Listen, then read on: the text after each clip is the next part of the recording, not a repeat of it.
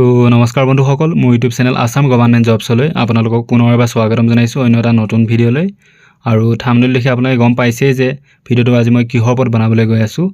গতিকে central bank of ইণ্ডিয়াৰ ফালৰ পৰা প্ৰায় 4,500 এপ্ৰেণ্টাইছৰ এটা ৰিক্ৰুটমেণ্ট প্ৰকাশ কৰা হৈছে।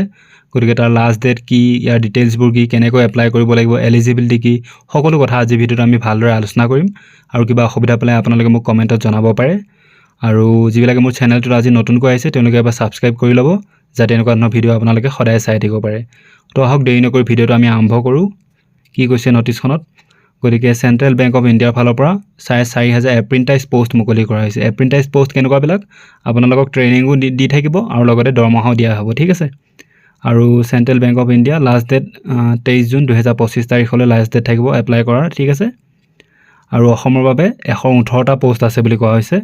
আৰু কিছুমান কেটেগৰী ৱাইজ ভেকেঞ্চি দিয়া হৈছে। STৰ কাৰণে 382টা, SCৰ বাবে 688টা আৰু OBCৰ বাবে 1034টা পষ্ট আছে।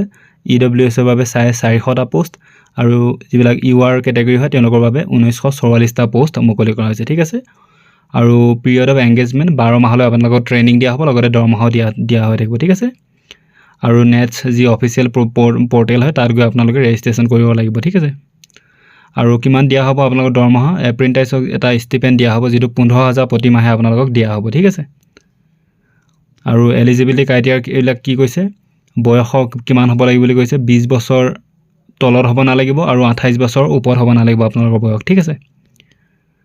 আৰু এজ ৰিলেক্সেশ্যনো দিয়া হ'ব।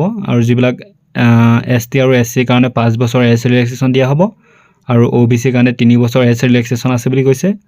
আৰু PWBD যিবিলাক EWS হয় তেওঁলোকৰ বাবে 10 বছৰ ৰিলেক্সেশ্যন আৰু PWBD OBCৰ বাবে 13 বছৰ এজ ৰিলেক্সেশ্যন আৰু PWBD যিবিলাক ST SC হয় তেওঁলোকৰ বাবে 15 বছৰ এজ ৰিলেক্সেশ্যন দিয়া হ'ব বুলি কোৱা হৈছে। তাৰপিছত এপ্লিকেশ্যন ফিজ যিবিলাক PWBD কেটেগৰী হয় তেওঁলোকৰ বাবে 400 টকা আৰু লগতে GST বিলাক থাকিব। আৰু যিবিলাক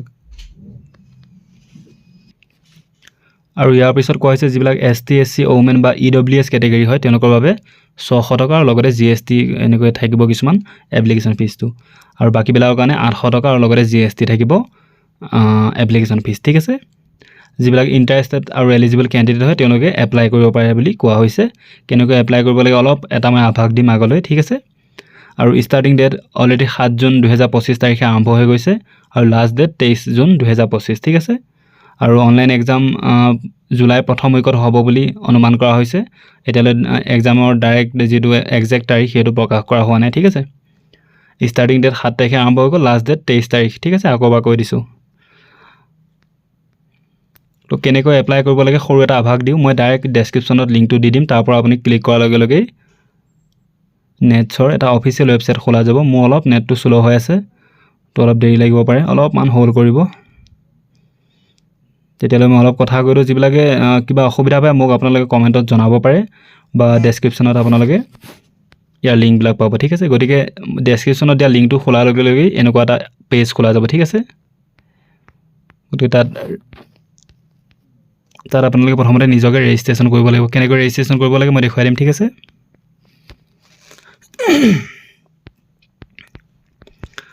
তো ইয়াত ক্লিক কৰাৰ লগে লগে এনেকৈ ষ্টুডেণ্ট ৰেজিষ্ট্ৰেশ্যন বুলি কৈ এটা অপশ্যন আহি যাব আৰু ষ্টুডেণ্ট লগ ইন বুলি কৈ এটা অপশ্যন আহিব লাগিব।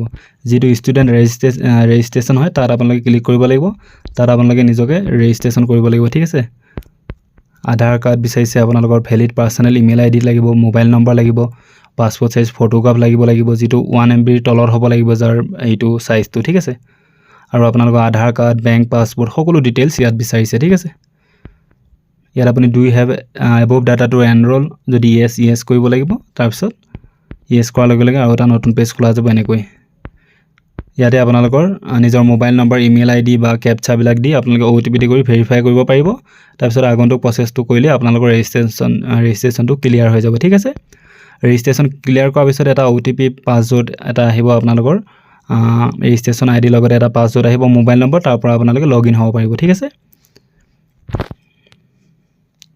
গতিকে ভিডিঅ'টো ইমানতে সামৰিছোঁ আজিলৈ। গতিকে মই জাষ্ট আপোনালোকক নটিচটো দিবলৈ আপোনালোকক মই এইটো ভিডিঅ' বনালোঁ যে CBI ফালৰ পৰা অৰ্থাৎ চেণ্ট্ৰেল বেংক অফ ইণ্ডিয়াৰ ফালৰ পৰা প্ৰায় কিমান 4,500টা পোষ্ট মুকলি কৰা হৈছে। গতিকে লাষ্ট ডেট 23 তাৰিখে। গতিকে অতি সোনকালে আপোনালোকে এপ্লাই কৰিব পাৰে। গতিকে ভিডিঅ'টো ভাল লাগিল যদি লাইক আৰু সকলোৱে শ্বেয়াৰ কৰিব আৰু মোৰ চেনেলটো যদি নতুনকৈ আহিছে আকৌ এবাৰ কৈছোঁ এবাৰ ছাবস্ক্ৰাইব কৰি ল'ব যাতে এনেকুৱা ধৰণৰ চাকৰি খবৰবোৰ আপোনালোকে সদায় পাই থাকিব পাৰে। ধন্যবাদ। জয় হিন্দ, জয় অসম।